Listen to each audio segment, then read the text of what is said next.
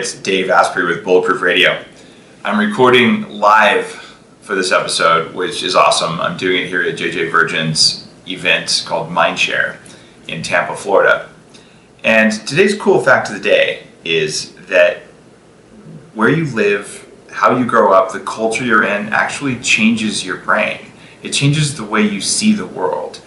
And if you look at people who grow up in Western cultures, then we're going to look at what's right in front of us. We're going to focus on the object. But if you grow up in an Asian or an Eastern culture, you're much more likely to look around you and to look at the context and the situation around. So you have a broader focus versus a narrower focus. And I don't think there's a way to say that one is better than or more useful than the other. They're just different. So your cultural view changes your brain scans. And you can actually figure out that people from different cultures recruit different parts of their brains to process the same picture. So this is fascinating and stuff that we never would have known if we were just a bunch of cavemen sitting in caves. At least I wouldn't imagine as much. Today's guest is an amazing entrepreneur. His name is Jeff Hayes. And Jeff is a filmmaker, but he's also raised $100 million in venture capital and started companies like Deals That Matter, NextFitness, PodFitness, Zingback, and a bunch of others. So this is a chance for us to learn from someone who has succeeded multiple times, failed multiple times, and made some kind of cool movies, including one called On Native Soil and one called Doctored, that looks specifically at what happens with the American Medical Association and doctors in the US. So there's some health-related stuff, there's some performance-related stuff, but mostly Jeff has just had a lifetime of ass-kicking, and I want to know how he did it, so you guys can learn. Jeff, welcome to the show. Thank you very much. Good to be here. So tell me about how you started as an entrepreneur. You know, it's funny. My sister's been a professor at a medical school for 25 years, has a PhD, all the education.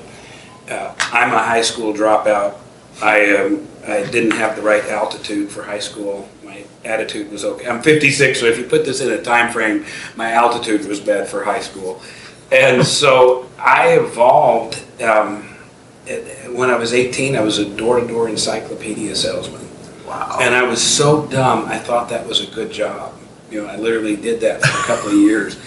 And you know, you learn a lot, but that, starting there, the natural evolution to an entrepreneur, I closed other doors to myself that, you know, by not having an education. But the reality is life was perfect. It was a long road with a lot of damage and a lot of wreckage and a lot of success. But it was a really natural evolution to starting businesses due to lack of being able to do anything else. So necessity is the mother of invention. In me it was. I was also predisposed. One time I got interviewed at the University of Utah, their business school, and they said, can entrepreneurship be taught? And my thought was, absolutely, as long as you're teaching it to an entrepreneur. And it's like, so there's lots of stuff you need to know. But you have to have the right mindset. You know, I remember being 7 years old and having a toy sale. Everything was marked down to a dime. And my mom comes home and it's like, the stuff she had just given me, you know, it's like, it's all a dime. The kids are in the neighborhood are running over and I'm selling stuff that I'm sure they paid significant money for. Everything's a dime. It worked for the 5 and dime store. It worked for me. I sold seeds. And that's where I learned the difference between gross and net. Where back then you could order seeds from the back of Boy's Life magazine, they'd send them to you, and your dad's on the hook to pay for the seeds. They send the seeds out and the kid goes out and sells them. So I go out and sell all the seeds and spend all the money, not understanding, I'm supposed to pay for the inventory. And so, I learned an entrepreneurial lesson of, okay, there's a difference between gross and net. So there's no question that I was predisposed to do this. But the entrepreneurial path, right now our education system isn't set up to teach it. It comes from people like you that are front runners that turn around and go, okay, they're bridge builders that say, okay, this is the way I went, this is what other people are doing. It's not, the road to success is through failure, but it doesn't have to be. It doesn't have to be your failure. In my case, my road to success definitely, passed through lots of my own failures. I never understood till probably I was about 30 that people, at least some people, actually really just want to help, and like that's a reward in and of itself. So I definitely made a lot of my own failures because I wouldn't listen to anyone. Like I was advice resistant as a young man because I figured I had to do it all myself, like I would know best, and you could say even mistrustful. And I found even now, I work with some young entrepreneurs, and probably 4 out of 5 of them are like, they'll hear the advice and then they'll go out and they'll walk into a buzzsaw. And like, I told you there was a buzzsaw there, but they do it anyway. It's that one that doesn't. Those guys are kicking ass before they're 25. You can feel when you talk to somebody and you watch their, and especially one that's really common amongst entrepreneurs who have a creative mindset is we tend to be doing 5 or 6 projects or 10 at the exact same time. And anybody will tell you, that if you want to magnify something, you do it by subtracting. And if you want to multiply something, you do it by dividing. Like a cell multiplies by dividing. If you want to magnify it and increase your chances of success, you subtract everything else until that's the only thing in focus, and then you magnify that. And you tell somebody like me that, and you watch their face glaze over and go, but I'm not giving up these other things I'm doing. And you just go, okay, welcome to your own personal buzzsaw. This is the other thing that when we listen to an expert, we have 2 criteria. One is we want to know, does this person know what they're talking about? And then number 2, what are their motives? And so, like, I've seen you at conferences. I'm very familiar with, I started drinking Bulletproof coffee a year and a half ago. After 20 years of no coffee, now wow. I'm a fiend. So I'm not even going to thank you. It's like I enjoy it, but it's like, this. I'm like, okay, I'll do this every now and then. But every now and then means all morning and into the afternoon. But I didn't trust you until I read your book. Oh. And once I started reading the book, I'm like, okay, I get it. This guy knows what he's talking about. But because it took me to separate you from other experts, does this, so I had no problem with your motive, but the question is, does this guy really know what he's talking about? And the book goes into enough detail and your own personal history, I go, okay, I get it. By the way, just a complete side note, the single smartest thing, and I send out 20 to 40 books a month to friends. I buy books, wow. And whatever the best book I read last month, I'll send out. And the single smartest thing I read last year was you saying we've got to quit saying fruits and vegetables like it's one word. I quote that. I no longer give you credit. I say that, and it's like, but the first few times I gave you credit, but now I just said, but literally, that's so true in our, fruits and vegetables, like they're one thing and they're radically different. That single message could probably, if we could just get that phrase spread through the culture, we could probably affect diabetes in this country. Yeah. By people thinking they're doing the right thing, by hammering down a bunch of sugar every day in the form of fruit. Well, thank you for that. I didn't even know you'd read my book, so I appreciate it. And by the way, I haven't finished it yet, so okay. It's strategically placed where I read it maybe 5 minutes a day, and I don't want to go into detail where. It's a good place for a book. But it's guaranteed to be finished, and it's likely to be one of my books I send out to friends. Oh, I'm honored, actually. You're honored that. Well, we'll just leave it right there. You'll send it to your friends. The other part. There's an image nobody wants. It's funny how language affects things, and you mentioned the fruits and vegetables coming together. In your time as an entrepreneur, does language, the way you're approaching yourself from associating words that are unrelated or other things like that, language of success, language of failure, is that something that comes up for you, or is that something that wasn't a big deal? So I got certified in neuro-linguistic programming. There you go. In the 80s, and so we used to call people meta monsters who learned the meta model from NLP and then took it too far. So I was a meta monster for a lot of And what is languages. NLP? If people who are watching or listening right now, oftentimes in their cars, if they don't know NLP, can you just define it for a minute? So neuro-linguistic programming was where Tony Robbins started, and it was the study of how language affects your neurology. And I started studying it in the 80s, really to learn how to be a better salesperson. Mm-hmm. But it became much more than that for me. It was, it affected every area of my life. So I read the original, I forget what's the guy's name, Barlow, the original NLP things back in the 90s, and honestly I couldn't make heads or tails of it at the time. I'm aware of neuro-linguistic programming techniques. I don't consciously use them. And you can tell when someone's misusing it because it's like they're talking in a funny way that So- they want to be manipulative. So you would You're talking go about that far. Bandler. Yeah, thank you. Bandler, that's the guy. And this was stuff, and then Bandler is who I trained with. So you trained with Bandler himself? Yeah, Okay. so I went and did my master certification with him in '89. But the stuff, it was very manipulative, and then people kind of gave it more authority than what it really had. And so, as if you can drop these hidden language bombs and people lose their power of choice. So it was a therapeutic way of speaking that was effective. But the main thing that it taught me was the power of language and the power of language on my own neurology. And now it's so ingrained on me, I don't remember to use it or to not use it. It's if I want to create mental images in your mind that are movies. If I say to you, can you think of a time in the past that you ran to the store? You're going to get a still image. If I say, can you think of a time in the past where you were running to the store? The choice of it, now you're going to get a movie when I say that. Like we ran versus we're running. It changes your brain. So, can you think of a time you ran? Boom, there's a still image. Can you think of a time where you were running to the store?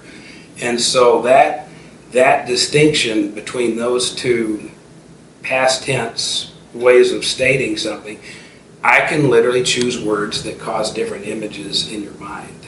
And so we react to these images in our mind. So it has an effect, but it is not the, Svengali, and so Puppet that's master it. kind of thing. And Isn't it? the main thing is learning how to talk to yourself, what to say to yourself, and what not to say to yourself, and to start to edit your own language. It's funny. Dan Sullivan, who coaches entrepreneurs, says, Me too. I'm a client. "Oh, it's unbelievable."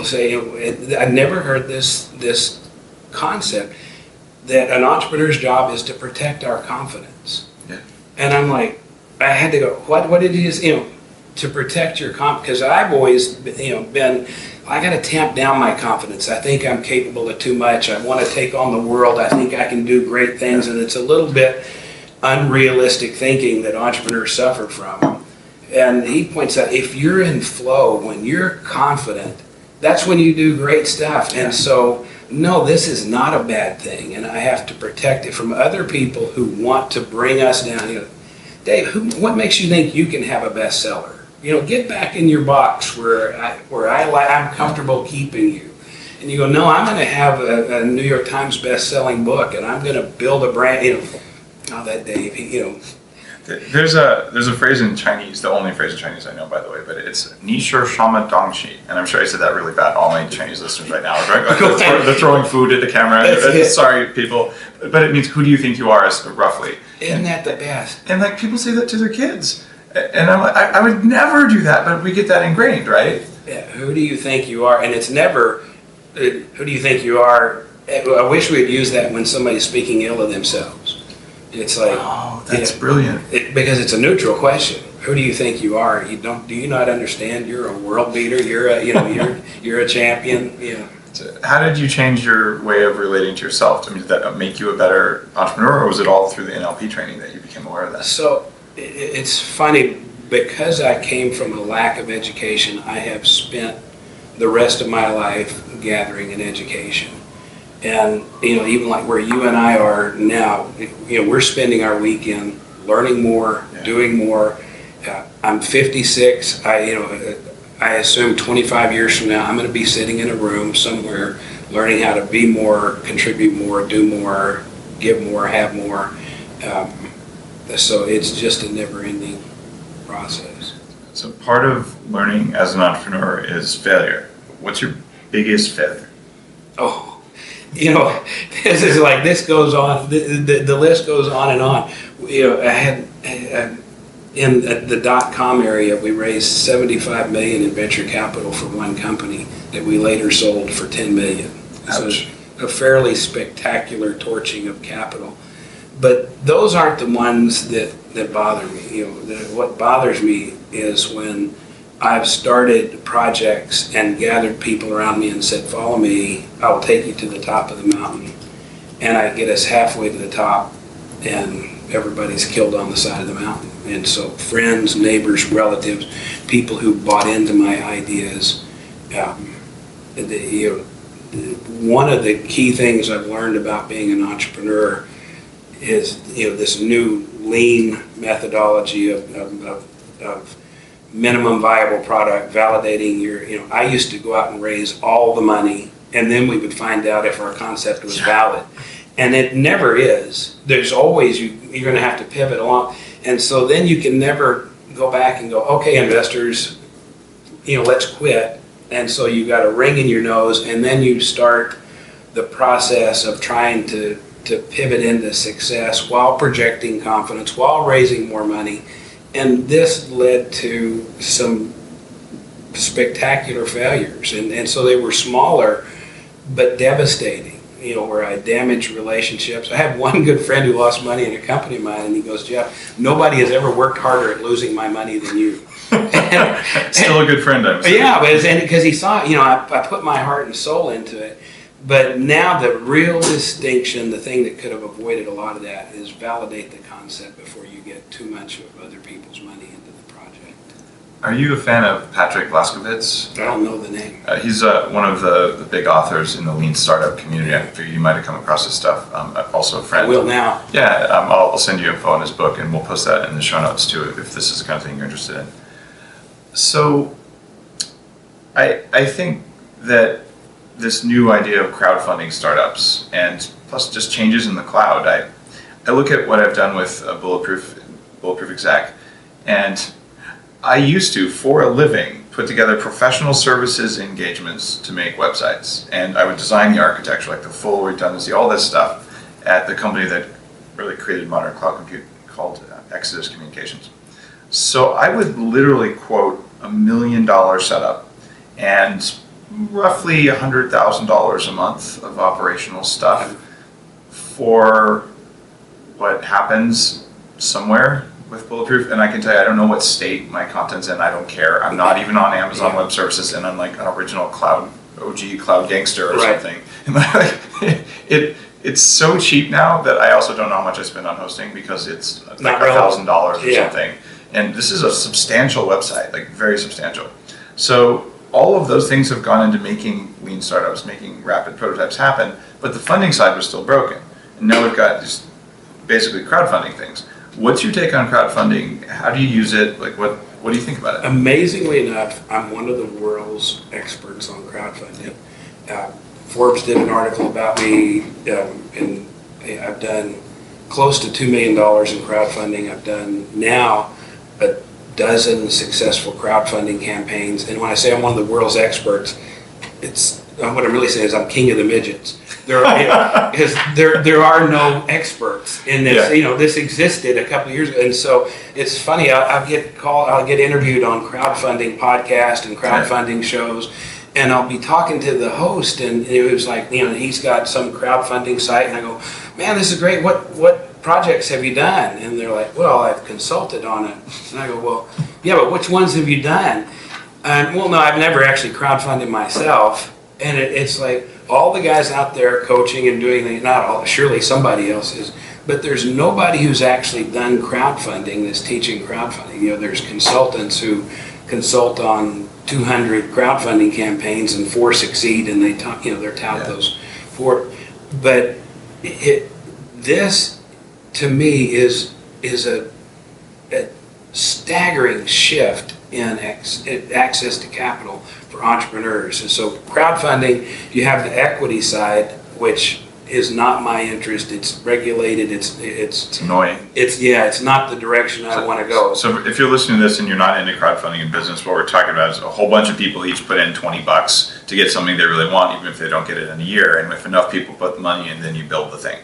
That's really, so gathering the first, so this donor crowdfunding is brilliant, and now you can validate your concept, you can test your language, you can find out, and if you should do this project at all, and then you can raise your initial money. And so, like, I've got a crowdfunding campaign that, as of this minute, I set it on just a small project on a film I'm going to re-edit for a specific group. We set it at $50,000. We went over $50,000 this morning. It'll probably close at $75,000.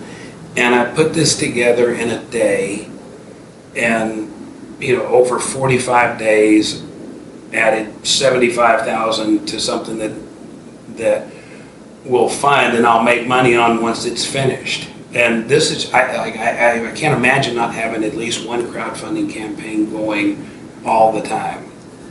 It seems like you're in an ideal space because you've been an entrepreneur, you know all the pieces that go into building a company, and then you transitioned over to being a filmmaker. And crowdfunding is about perfect for films because they're digital, because you might sell a lot more films after it's done, but everyone who puts money in is getting a copy of the film. Yep. So it's a digital product. And there's other things I can do. So the key to crowdfunding, my business model on films, Jeff Hayes Films, our tagline is movies that make movements. So I don't make a film because it's a great story. The criteria is I want to make a profit and I want to make an impact. So movies that make movements. And so that means I don't make films I want to make. I make films that other people want made. I give a voice to people who have no voice. And so this is key to the crowdfunding. You don't fund the project you want to do. Yeah. You fund a project that there's a crowd that wants done. And if there's no crowd, maybe you shouldn't do the project. It's a great place to find that out. But if you approach it from that standpoint, there were a lot of people who wanted a Pebble watch, and their goal was 100,000, and they raised 10 million.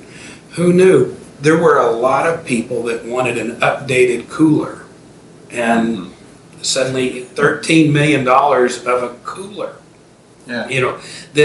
So crowdfunding something like this, and what it really allows you to do is sell your product before it exists.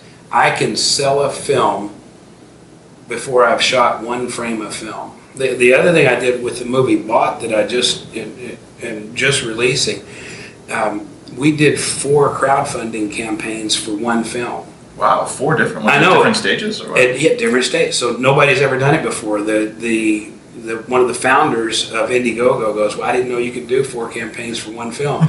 But because I'm one of the world's experts on crowdfunding, we're redefining what this is. But the thing about a film is at each stage, when I did the first campaign and raised a couple of $100,000 for this film, we hadn't shot anything.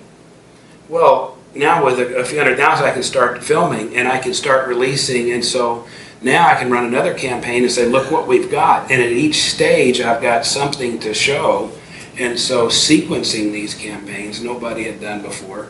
But literally, we went, instead of one campaign that did 200,000, we ended up raising close to 700,000 in 4 campaigns, which, and the money was just there by going after it. So I'm now feeling like I probably have made some suboptimal decisions at this point. So my first documentary, Moldy, about environmental toxic mold, and I just funded it myself. I'm like, okay, I've been fortunate, I've sold some coffee, I'm going to take the profits from the coffee, and I'm going to pour it into a problem that I know genetically affects 100 million people, and my goal is to once a year make a movie about something that affects 100 million people that they have no idea about.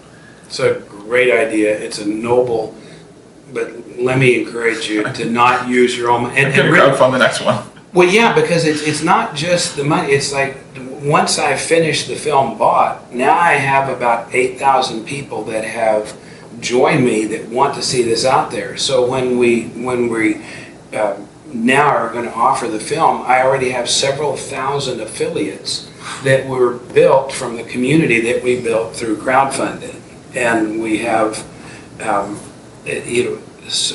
we're not entering the market brand new. So like you entered the market with Moldy, nobody had heard of it. And again, it's very noble that you're doing this, but you did, and then what you can do, and what I like to do, if you have money you're willing to contribute to that, put it up as matching funds. That's a great idea. And you go, okay, our budget for this is $200,000. For every dollar that comes in, I'll match it dollar for dollar up to $100,000. So your contribution. Thank you. You just made this interview way more valuable going this way. Yeah, Seriously. it'll be $100,000 next year, and it builds your group, it builds your community, and it allows people to participate in a noble cause. It's like, okay, wait a minute, you've convinced me enough on the mold issue. I would like to participate. I don't want to write a check for $100,000, but I'll write a check for $100,000, and I'll join you in this fight. Wow, you've really helped me. Thank you. My pleasure. Tell me more about BOT. So BOT, when I did the film Doctored, it was about the AMA and how the AMA systematically tried to get rid of alternative medicine, especially chiropractic. And this is not like web rumors and stuff. This is actually 5 chiropractors in 1974 sued the AMA in a David and Goliath story. It took 15 years, went to the Supreme Court, but the AMA was found guilty of conspiring to contain and eliminate the chiropractic profession. And so in the process of telling this story, we kept running across 2 issues that we didn't know what to do with, and that was GMOs and vaccines. And people would be like, oh, you're going to cover vaccines, aren't you? And I'm like, what's the problem with vaccines? And it turns out a lot of chiropractors are anti-vaccine. I'm like, why would you be anti-vaccine? And then the GMO issue. So we tapped into these a little bit, enough to know there's a lot of controversy in each one. And on the GMO side, how do we make a film about health and not cover food? So we mentioned both of these, but so BOT, we dug into Big Pharma, GMOs, and vaccine dangers. And it's funny, in this country, you can't be, if you'd like to say, I would like to see about making vaccines safer, you can't have that conversation. You're either anti-vaccine or you're pro-vaccine. Yeah. And it's an incredibly radioactive subject. We filmed at Harvard, we filmed at MIT, we filmed at the University of Purdue, the University of Wales. The film opens with a woman who's a neuropsychologist, PhD, talking about her vaccine-damaged child who at 6 months was damaged by the pertussis vaccine, brain encephalitis. And the camera pulls back and she's sitting next to her now 20-year-old son wearing a seizure helmet and a diaper. She's a neuropsychologist. She went through, in 1986, Congress made it illegal to sue a vaccine manufacturer. What the hell? But it's funny, and it was with good intent. The vaccine manufacturers went to Congress and said, because vaccines are inherently and unavoidably unsafe, we're getting out of the business unless you give us liability protection. So to stop them from leaving that business, we gave them blanket protection, and we set up what's called Vaccine Court, but it's the vaccine injury compensation system. And it was designed to quickly get money to people whose child was damaged, because it's going to happen. Vaccines are inherently and unavoidably unsafe. Once we did that, this weird bureaucratic bastardization happens, and suddenly the vaccine program becomes more important than the children that it was designed to protect. So it takes like 7 years to go through the vaccine injury compensation system, and the odds are 2/3 against you that you will win. You're suing the United States government. So here's this woman that she and her husband are both advanced degrees, have good incomes. They go through 7 years of hell with everybody, her doctor on the day that it happened, this is a vaccine injury, everybody agreed, and it still took 7 years of fighting, but the government found his autism and mental retardation were caused by vaccines. So the film opens with a woman where a lot of times they're dismissed, oh, she's just a mom, she doesn't know what she's talking about. Well, here's just a mom who, of course, got divorced in the process of this. 95% lose their marriage. A neuropsychologist, educated, smart, intelligent, with a child who lost that life at 6 months, that now 20 years later he's in a seizure helmet and a diaper. It makes it very difficult to say, no, this doesn't happen. Especially when the government said yes, and they paid her $8 million over that child's lifetime for in an annuity to take care of him. But it was a bitter, horrible experience, and this is going on all the time. Once you dig into it, and then we find that we're being lied to about the safety and efficacy of vaccines. People, this year's flu, the flu vaccine, the Cochrane Commission has reviewed it 3 times and said they just don't work. There's no benefit. There is a downside. This year, the CDC came out and said, okay, we admit it, this year it doesn't work, but still get it. You can still buy it at Walgreens. Even though it doesn't work, please still get it. You really still need it. And so it's time to have the purpose of this film. And I'm thinking about running a full-page ad in the Wall Street Journal. I got to decide whether I have the guts to do that. I've done this 3 times in my career where I run full-page ads in the Wall Street Journal. And that's like hundreds of thousands of dollars, right? We got them on a remnant rate, and you can do it for less than that, but it's still quite. I ran one for Pod Fitness, a company that I had, that said, "Dear Steve Jobs, thanks for the iPod. P.S. Wait till you see what we did with it. Call me," and had my cell number. The next day, Apple sued me over the name Pod. It cost me $1 million for that lawsuit. That's ballsy, though. Oh, so that's my mentality: is find the biggest guy on the field and go stick your finger on his eye. So I want to run an ad in the Wall Street Journal. We'll see if I have the courage to do it. Say, and the headline being, "Is it time to short Merck and Monsanto? Botmovie.com," and see if we can. Because it's brilliant marketing. Whether or not you do it, you have to do it. That's what I think too. So we'll see if I survive the doing it. But this film, we need to get it out there to start the conversation, to let people know. GMOs. It's a contentious subject. The bill that failed in Washington State, there was $12 million that was spent fighting that bill. Of the $12 million, $500 of it came from inside Washington State. All but one contribution in the entire state, everything else came from business interests outside of the state that literally bought that vote. And that's so BOT's about that, or is BOT about vaccines? So BOT is about vaccines, GMOs, and Big Pharma. So we have 2 Big Pharma whistleblowers, both of whom their cases have already been settled for billions of dollars. And so these guys went through hell. It turns out it's the same culprit in BOT. It is the same people doing GMOs, vaccines, and Big Pharma. It's the same shareholders, the same companies.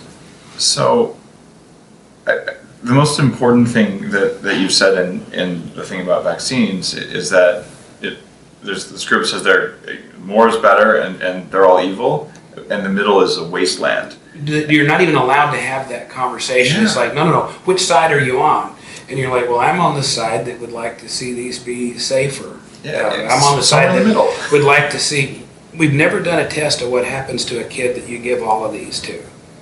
We've never done the study that tracks people who've been vaccinated versus people who haven't. The CDC said it would be immoral to do that study. I promise you, I could get 1 million people to volunteer their children for that study. They said, well, vaccines are so important, we can't do the study. We could even do it retroactively and follow the kids that we know haven't been vaccinated versus the kids. Amish. So they don't want to know the answer to this question, and that's the part that, most of the people, most of the MDs that really dig into it become anti-vaccine. If I was headed back to Africa, I would struggle. Do I get the yellow fever or not? It's a dangerous vaccine. Yellow fever is a dangerous. So even as much as, and so it'll aggravate people that that I have an open mind on this stuff. I don't know what I would do. I'm in the same boat.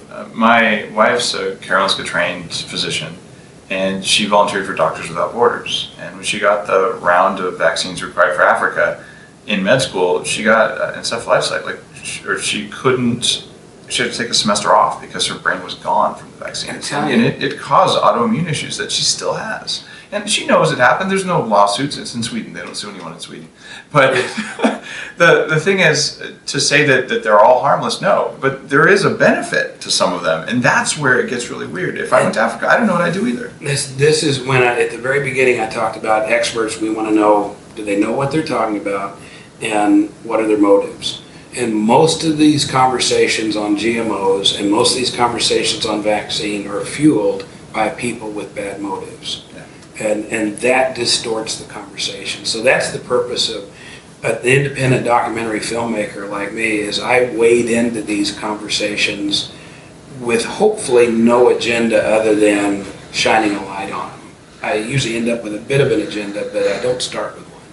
No, you did something, it sounds like it's in your personality, but you didn't just pick one thing to go up and poke in the eye, but you picked GMOs and vaccines at the same time. So the two-fingered poke. This is it. Well, aren't you just going to get sued or killed or something? I hope not. This is strategic in that what I wanted to do for the vaccine group, the GMO people are scared to associate with the vaccine people. They believe in it. They want. But Jeffrey Smith is one of the big voices in anti-GMO. He's a friend too. And so, but he didn't have I don't want to say balls, or I don't want to say courage.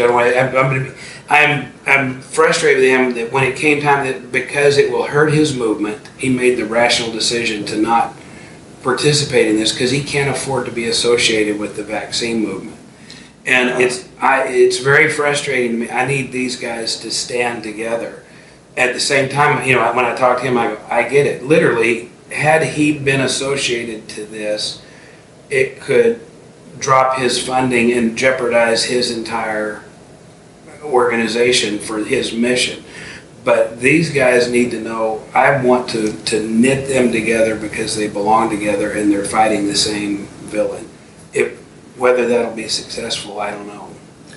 The big villain we're talking about here, it's funny. I mean, you've taken on other big regulatory bodies as well. And what we're talking about here is when large organizations with an agenda put themselves in charge of your choices, we tend to run into this behavior. And I'm not fully convinced that it's always with negative intent. I think there's always good intent when it's set up. It's an emergent behavior of lots of small decisions. Werner Erhard said all organizations eventually turn evil. And what he means evil is when the organization starts to serve itself instead of serving the people that it was set up to help. The vaccine injury compensation system was set up to serve people who are injured. We started this, we set up the liability protection, because it was in our best interest. There was no evil, somebody twirling their mustache. The same thing, farmers are trying to get better yields. And so Monsanto is trying to serve their customer, the farmer. And even restaurant, if you and I opened a restaurant, we wouldn't go, tell you what, let's have okay food. We shouldn't have great food because people will eat too much. So, we start down this trail of making our food as great as it can be. Then next thing you know, there's food scientists who figure out how to manipulate the flavors, how to keep it in your mouth longer so it stays on your tongue so you absorb more of the fat and are happier and more satisfied with the meal, get hungrier, more salted. We do all this. It's not out of evil. We want to have the best restaurant we can have, but we end up a long way from where we started. Yeah. One of the things that motivated me to start Bulletproof, and I'm a tech entrepreneur and I've been hacking my body for a long time, so I have some background on this. It's that every time I see food and supplements and everything else, there's cost optimization and then there's basically flavor optimization. Yes. Right? And when you get to flavor optimization, you've created addictive stuff. When I see the slogan, "You can't eat just one," I'm like, it's an instruction. It's drug. And it's an instruction. Look, I'm telling you, you can't eat just one. It's true. In fact, can't is one of my 4 big weasel words. Anytime one of the Bulletproof employees says can't, I'm like, weasel word. My kids are trained. If I say can't, Dad, you're lying. Good. I'm all right. So with you there, but as an instruction and also just as an addictive kind of thing, you'll make more money in a restaurant if you make addictive food. And if you make food that satisfies you, so you're like, wow, I just don't really want to eat anything else. I don't even crave dessert. You might make less money unless you change other things about your model. It's a bummer. Yeah. I'm a capitalist, and as I watched the deformation of what happens to health when capitalism applies to it, it bums me out as a capitalist, but then somebody pointed out, this is not capitalism, this is crony capitalism. And this is what's happened. I'm actually making a film about this called Feckless this year that the CEO of Overstock is asked me to do in funding. And when we watch how 80 years ago we transferred so much power to Washington that it's really starting about 80 years ago that it made sense to have lobbyists in Washington protecting you. And so the more we move power from state and local governments to Washington, the more this has happened. Well, the Democrats always wanted a big government to protect us from big business, but they never imagined what would happen when government became a subsidiary of big business, which is really what's happened. And so this is a bipartisan issue. We've got to move power back to state and local governments and away from what's called regulatory capture, where these guys, they're not in the market like you and I. We're out there creating value and attracting people and building a brand and carving out a niche. They're skipping all that and legislating it. And it happens in vaccines where we make my product, I can't be sued for it, and the law says your child has to take it and the state pays me for it. That's not what you and I are in. There's also the notion of harm reduction. And when you put regulations in place that create a framework where you're not allowed to admit that there's a potential for harm, you can't reduce it, right? I said can't. But at least you can, but you're breaking the law to reduce it. And there are people who, before they vaccinate their kids, they give their kids extra vitamin C. They give them other antioxidants that protect the liver and try and reduce inflammation because they're worried about it. Now, that's a rational response, and maybe if anyone ever bothered to test a protocol like that, you might find that it reduced adverse incidents. But if you deny adverse incidents... But there are no adverse incidents, so why would you do anything like that? How do you make it better? And this is what bothers me. Like even another real contentious issue, are EMFs harmful? I've done enough research on this. Sometimes, yes. In fact, I have equipment in my house that improves the rate of healing using EMFs. And I know that if I can make it help, I can make it hurt. Like it's there. Yeah, I just bought a Beamer bed. Oh, there you go. Nice. So you understand some of the EMF, both benefits and risks. But if we acknowledge this problem, okay, we've got $40 billion in wireless equipment, well, probably more than that out there now. If we acknowledge the problem, we could then change the protocols. I'm a network engineer by background. We change the protocols to be ones that actually help people or at least don't harm them. But by denying risks, we become unscientific. And just saying, look, there's risks and there's benefits. I dearly love having the ability to have a computer in my pocket, and I don't really want to give that up. But if I had a computer in my pocket that made me grow new stem cells instead of cancer cells, that'd be kind of legit. Right? So I just want some scientific honesty across GMOs, across vaccines, across EMFs, and all the other stuff that are flashpoints for people getting angry. And why would you get angry about that? Like, it doesn't make any sense. And if you're getting angry about that, you got to wonder, what program am I running? Because it's not thinking programming. So this is where people like you, I love the Bulletproof example. This is where it's funny, when I worked with software developers and people I encountered a group of logical people that were logical to a level I'd never encountered before. And you see now, people are moving into executive levels and C-level CEO spots that are coming out of the IT department, or coming out of programming. And it's because of this logical thinking will save us. It needs voices like yours, and it needs crowdfunding, it needs, but it's not just technology will save us. And again, I'll quote Dan Sullivan, what's his deal is all improvement starts with truth. Step one is to tell the truth. And you get people that have a bias toward logic and intelligence. We can work our way out of this. There's also the flip side. I wrote a post on a couple of years ago, and one side of like the health, the soft side of the healing profession, you get sort of the open heart, open mind, but you open your mind so much that your brain falls out. And, yes. Right. Okay. That's one side of things. They call it the land of the lotus eaters, right? Mm-hmm. But you go to the other far extreme of like super hardcore skeptic rationalism, and you get to the point where you're a robot. And if it doesn't fit in a test tube, it doesn't exist. Yeah. And when you have to look at so this making films on alternative health, when you swing open the door to alternative health, there's no telling who will come in. And this is one crazy of people. Yeah, this is one of the things we really have to. But it turns out your thinking does affect your body directly. Yeah. Electromagnetic fields do affect your body. There are frequencies and wavelengths that can. NASA uses them. I have a stem cell setting on my beamer. It's like this is just, it really does. Work. So this is where rational thought, and I have to apply it when I decide who do I allow to be in one of my films, because some of it is so. And maybe they're right, but I'm sure some people on both extremes are right. I spend a lot of my own conscious energy on walking the line down the middle. I don't want to fall into the land of robots, and I don't want to fall into the land of lotus eaters, because there's great value from people who spend their entire day in ashrams meditating, and they figure out something neat, and then it becomes translatable to a general population who isn't going to live in an ashram. And there's also great value to hardcore scientists who are looking at quantum interactions and saying, well, damn, I didn't know that worked, but here's a truth table and it's real.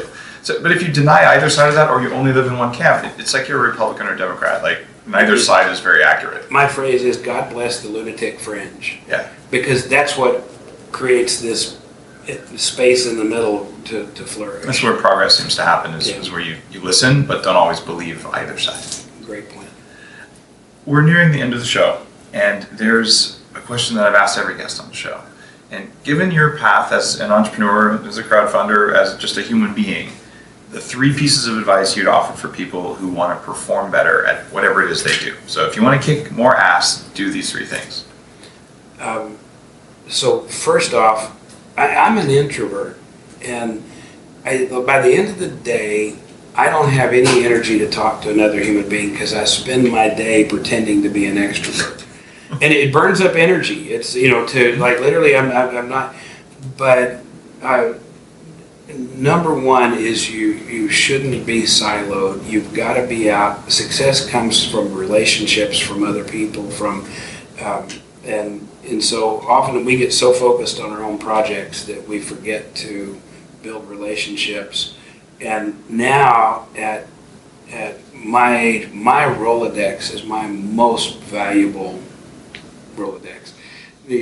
My contact. Rolo, what? I know It's like an album. It's like, well, let me tell you something, Sonny. I get it. Yeah, I get it. My contact list. It's not just contact list. It's the relationships that I built. And so, number one, focus on relationships. Number two is a sub point of that. Is it's not about what they can do for you. It's about what you can do for them. What they can do for you will always work itself out, assuming you're associating with the right kind of people. And then the third thing has nothing to do with productivity, but it's always pay your withholding tax.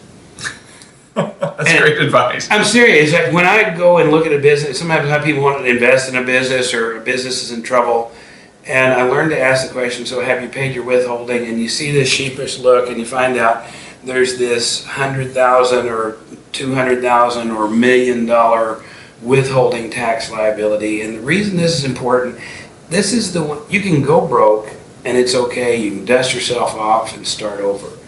That particular tax will pierce through to you personally, and you can't run away from it. You can go to jail over You that, can too. go to jail over it. And so this is where, when people, there are risks to take as an entrepreneur. Don't take risks that can ruin your life. Don't take risks. And that's really the point 3 is know what your risks are, and don't take stupid risks that can follow you and haunt you.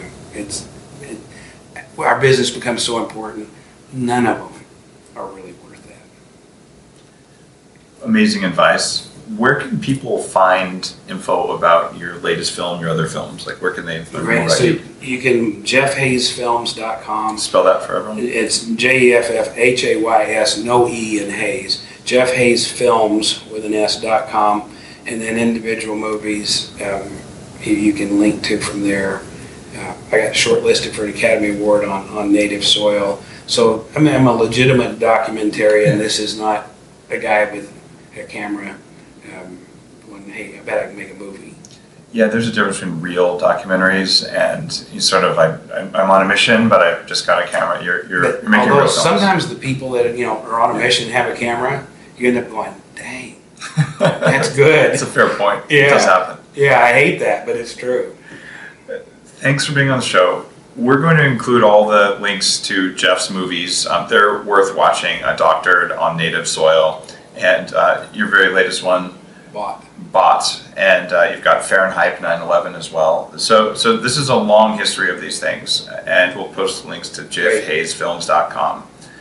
If you enjoyed the show, I would really appreciate it if you would head on over to iTunes and say you like it, and just share it with others. We're just about at 11 million downloads, and I'm putting a ton of time and energy into this because I think it's helping a lot of people. And so if this helped you, whether as an entrepreneur or as someone interested in all of these cool things we just got to talk about, just head on over and let me know that it's making a difference, because that keeps me motivated. And also let other people know that you thought it was worth your time. It just takes a second to go to iTunes and click. Thank you.